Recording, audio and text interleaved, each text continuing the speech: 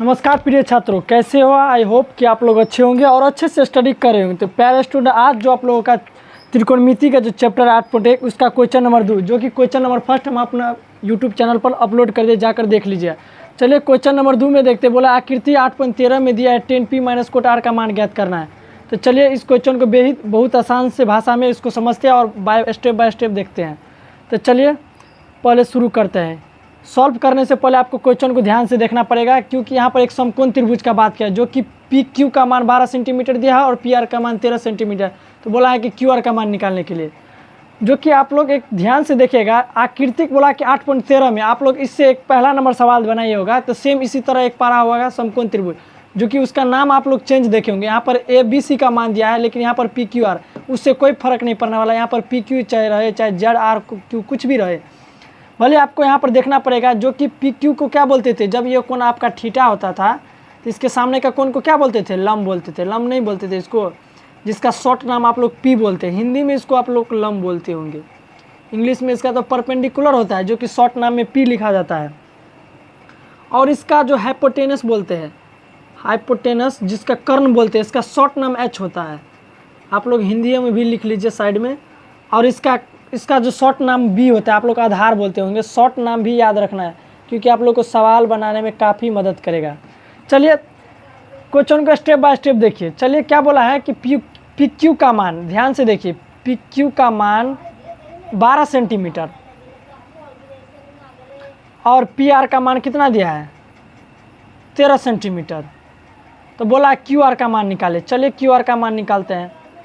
तो आप लोग एक फॉर्मूला पढ़े होंगे, बी बराबर, साइड में लिख लीजिए अगर नहीं है आप लोग लिखे होंगे तो। रूट अंडर क्या होता है? एच के स्क्वायर माइनस पी का स्क्वायर, जो कि बोलते हैं क्यू आर का स्क्वायर। सॉरी, क्यू आर का कैसे? यहाँ पर हुआ एच बोला है, बी बोले आप लोग के निकालने के तो एच होगा। यहाँ पर क्या होगा? पी आर का स्क्वायर माइनस पी क्यू का स्क्वायर। ध्यान से आप लोग स्टेप बाय स्टेप समझते जाइएगा। फिर यहाँ पर पी आर का मान कितना दिया है? पी आर का मान आप लोग दीजिए, पी आर का मान 13 सेंटीमीटर है। 13 का स्क्वायर कर लीजिएगा और 12 का स्क्वायर। आप लोग अगर जानते होंगे स्क्वायर, 13 का स्क्वायर कितना आता है? 169 और 12 का स्क्वायर 144। 169 में से 144 आप लोग घटा लीजिएगा तो यहाँ पर 25 आएगा, जो कि वर्गमूल इसका 5 होता है। तो आप लोग समझ गए होंगे कि बी, जिसको क्यू आर बोलते हैं, उसका मान कितना आया? 5 सेंटीमीटर। चलिए आप बोला कि 10p माइनस कोट आर निकालने के लिए, यहाँ साइड में आप लोग यदि दिखाई देगा होगा, यहाँ पर साइड में निकालते हैं 10p माइनस कोट आर, जो कि बहुत आसान है। 10p minus cot R angle के हिसाब से देखिए। यहाँ पर क्या बोला? 10p, यहाँ पर समझिए 10p के लिए ठीक सामने का कोण क्या बनेगा? इसका लंब। तो आप लोग फार्मूला पढ़े होंगे, टेन थीटा बराबर क्या होता है? p बटा p बाय बी। अब कोट थीटा का क्या होता है? b by p। तो ठीक p के सामने के कोण इसका लंब बना, तो यहाँ पर क्या हो गया? 5a हुआ। इसका b कितना, p कितना हो रहा? 5, और b कितना दिया? 12। और b कितना दिया यहाँ पर? b यहाँ पर देखिए 5 है, लेकिन आप लोगों को लिए समझा दे कि कोट r के लिए आप लोगों का b ये बनेगा, क्योंकि कोट r एंगल के लिए p हमेशा ये रहता, फिर कोट r के लिए b ये बना था। यहाँ पर क्या हो गया? 5/12, जो कि काट दीजिए, यहाँ पर 0 आंसर होगा।